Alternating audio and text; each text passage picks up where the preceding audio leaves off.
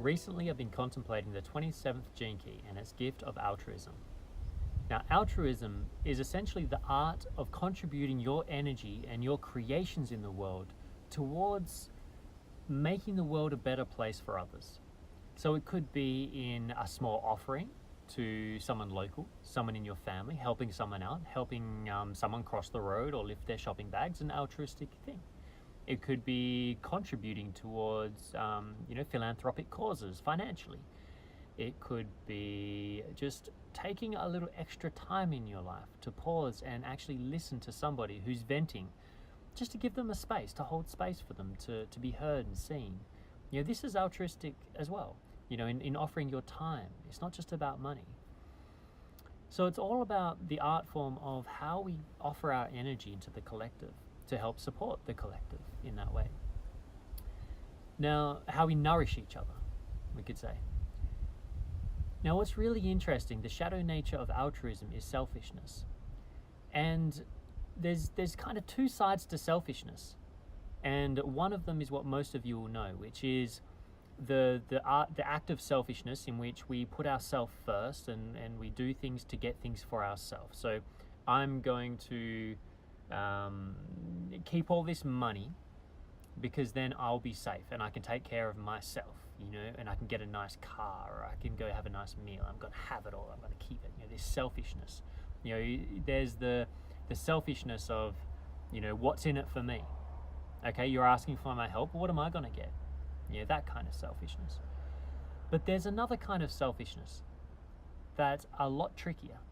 It's a lot harder to spot, but that is absolutely rampant out there in the world right now. And I feel is bringing this into awareness is really important because it holds the key to shifting the way we work altruism out there, the way we help make our world a better place. And this is kind of a more repressive shadow state of selfishness, which is to, in a sense, give away all your energy to others. It's the one where it's constantly giving all the time, but no one's giving back to me. But I'm always giving. And some of you may relate to that. I know that was me. That was the way I was selfish, and still am at times, is much more in that way of giving in selfishness. Because what happens is when you drop into it, drop into the why. Why are you offering this to the collective? Why are you giving this gift to somebody? Is it truly clean in the offering? Or do you actually have an agenda in your gifting? Are you giving something in service in order to get something back? And for me, that selfishness was often I was giving my time and my energy to all the people around me because I wanted to be rescued.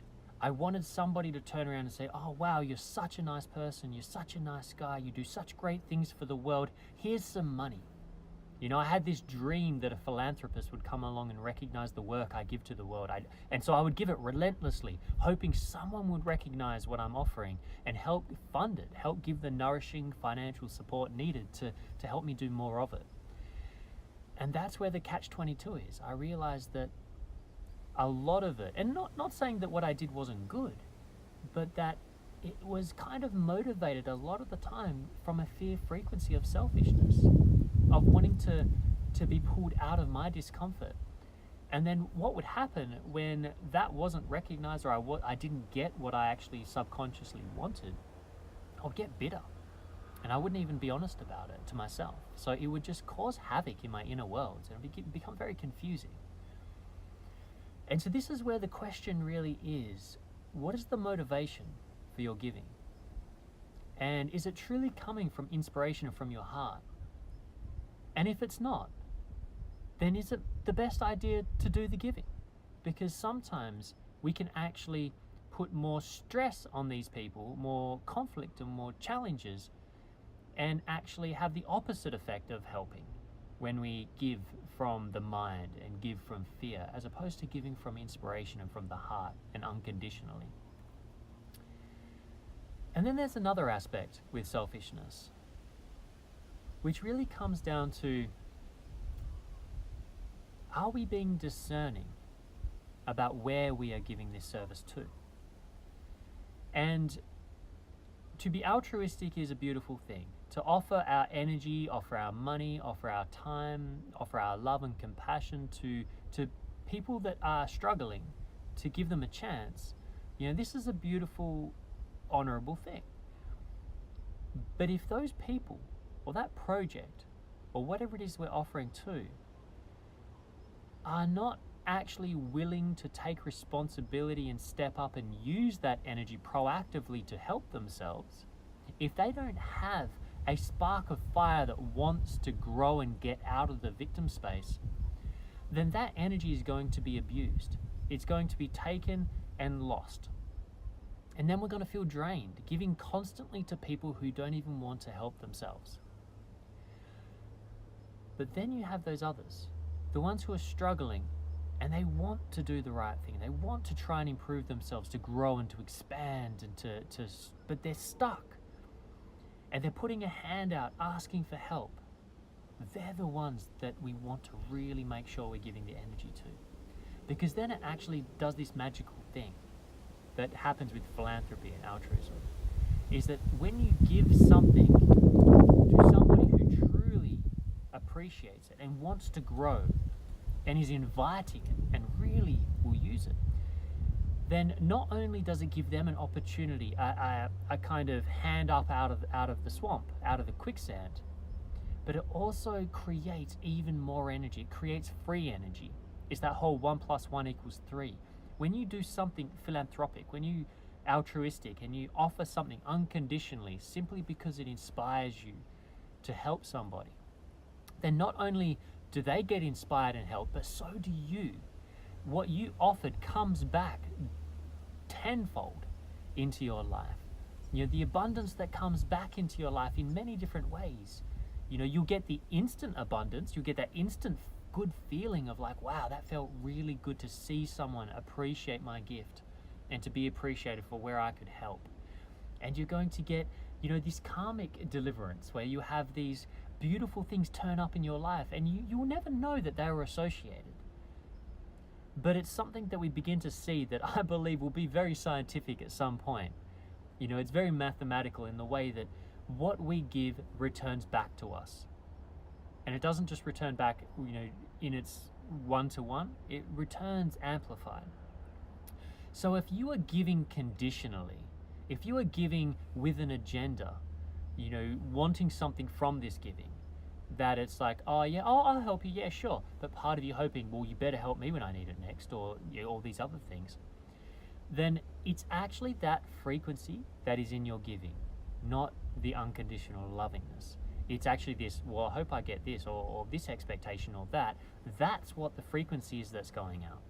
It doesn't matter. You could be giving $1 million to a great organization, but if it's coming from that frequency, then that is the frequency that is going to be amplified and come back at you. And you're going to feel that agenda. You're going to experience it. Oh, and it's not nice. It's icky. And it's going to come in many different ways. But when we give unconditionally, and we really just give with our heart, and it can be 10 cents. It doesn't have to be large amounts of money. It doesn't have to be large amounts of time. It can be simply taking a moment to be compassionate with a barista making you a coffee that's just stressed out and not doing very well and screwed up your coffee. And instead of snapping at them, just, okay, they're having a hard time. And just say, hey, how you doing? You okay? Maybe it's just a moment. But that moment, that 10 cents, whatever it is, if that's given unconditionally with your heart, with devotion to making the world a better place, when that goes out into the world, that frequency is what begins to amplify and go out there and then come back to you. So someone who has only 10 cents in their life, it's the only thing they've got left, but they see someone that could use it and need it, and they give that unconditionally, knowing and enjoying the beauty of offering that gift to that person that needs it, then that goes out. And that unconditionalness is what allows the space for that abundance to flow back tenfold to that person. They might be walking down the street and somebody suddenly says, hey, would you like a meal? I'm about to cook up here. Or, maybe a lotto ticket lands at their feet. Or maybe someone just sees them and gives them the space that they need, the opportunity to get out of that poverty rut and to thrive. Who knows what it is? And that's the mystery of it. That's the beauty of this giving, of this philanthropy. But we have to be considerate of how we offer our gifts. Just because you love what you do, it doesn't mean that others will love it too.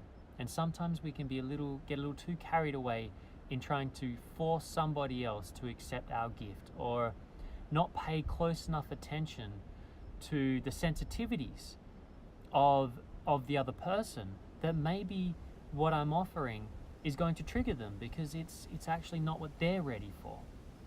So there is also that aspect, that to give truly altruistically is to be deeply considerate of the other person, to really feel them, to take a moment to check whether it's actually right to offer them this, or whether that's your own ego, that's your own selfishness wanting to feel good about giving them something you have, even though they may not want it, or it may not be the best thing for them. So consideration is really, really potent as well when we talk about this art of altruism. So I feel like this is a theme that's very potent. It's essential for the nurturing of our new humanity that's birthing at the moment. And this process is going to take time. This isn't going to be an instant switch. But over the last few days, I really felt like something did change in it around the collective. And so I'm excited to see how we begin to evolve, how our knack for offering our service to the world begins to mutate away from the old ways, and from this kind of charity perspective to a much more potent, beautiful, philanthropic way. So thanks for tuning in today in this little contemplation. I'm going to go take a little moment and enjoy this bush before I go pick up my son from school.